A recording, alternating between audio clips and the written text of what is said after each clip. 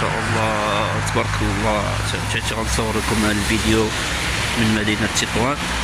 تبارك الله، أجواء شتوية رائعة كما كتشوفوا. الشتاء تبارك الله ما شاء الله، الخير لله. ربي يرحمنا بالشتاء ما شاء الله. تبارك الله تبارك الله. شي شتا رقيقة والله بالفايدة باش الفلاحة يفرحوا بالموسم الفلاحي إن شاء الله هذا العام.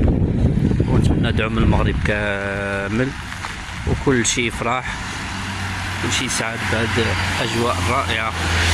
هذه هي أجواء ديال الليالي اللي كنا كنتسناوها كاملين.